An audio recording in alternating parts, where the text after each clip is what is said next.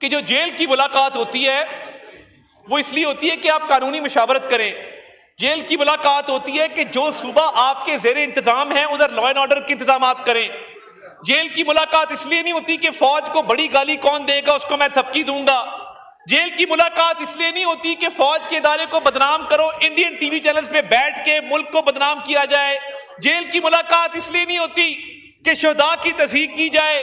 Jail کی ملاقات اس لیے نہیں ہوتی کہ سوشل میڈیا کے اوپر فوج کے سربراہان اس قوم کے جو قومی سلامتی کے ادارے ہیں ان کو ڈیفیم کیا جائے. اور جیل کی ملاقات کا ایک جیل مینول موجود ہے. ایک شعر انہوں نے پڑھا ہے, ذرا جواب بھی سن لیں.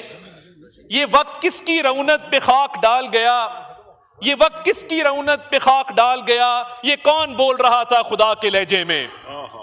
تو madam chairperson, it's not that simple.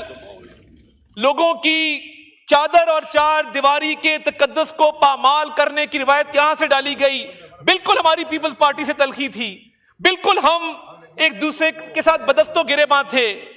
Addressing the chair as Madam Chairperson, it gives me a lot of pleasure saying this, Madam.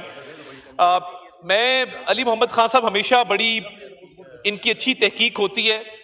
یہ جب بھی تقریر کرتے ہیں, اور جب یہ 2013 کی انہوں نے بات کی تو ہم جو ینگسٹرز یہاں بیٹھے ہیں یہ ان کی تقاریر کو دیکھ کے ہم نے سیکھا بھی بہت کچھ ہے کہ پارلیمنٹری پروسیس کو کیسے آگے بڑھاتے ہیں.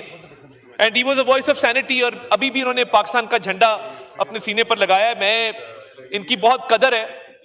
مگر میڈم چیئر پرسن, میں وہی بات دہرانا چاہوں گا کہ یہ سلیکٹیو میموری کیوں ہے.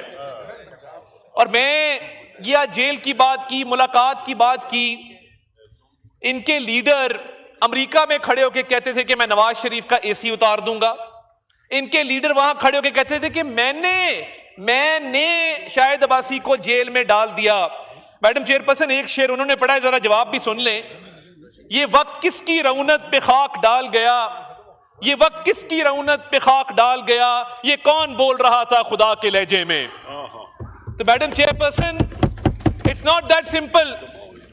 لوگوں کی چادر اور چار دیواری کے تقدس کو پامال کرنے کی روایت یہاں سے ڈالی گئی. بالکل ہماری پیپلز پارٹی سے تلخی تھی, بالکل ہم ایک دوسرے کے ساتھ بدستوں گریباں تھے. مگر میڈم چیئر پرسن, اس ملک میں ایک میثاق جمہوریت بھی ہوا, ایک چارٹر آف ڈیموکریسی بھی ہوا.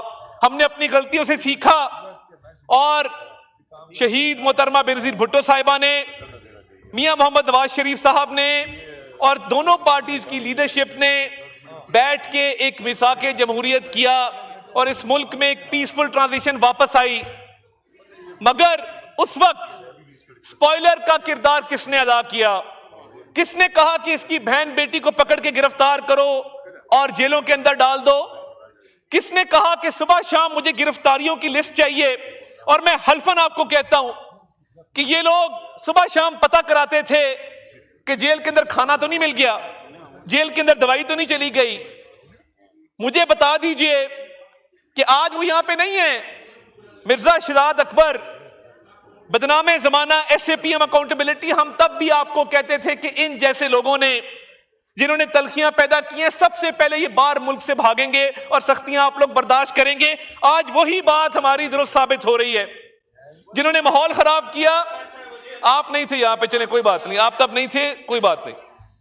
اور میڈم چیئر پرسن, جب یہ تلخیاں پیدا کی اور پارلیمنٹ کے ادارے پر حملہ آور ہوئے, اور یہ پوری فرنٹ لائن, یہ جدھر یہ بیٹھے ہیں, میں بس کنکلوڈ کر رہا ہوں جی, میں کنکلوڈ کر رہا ہوں, I won't take much of your time. یہ پوری فرنٹ لائن جب جیلوں میں بند تھی تو میڈم چیئر پرسن, وزیر اعظم ہاؤس کے اندر روزانہ میٹنگ ہوتی تھی. آفریدی صاحب کورم پوائنٹ آؤٹ کرنا چاہ رہے ہیں, ان کا مائک آن کر دیجئے.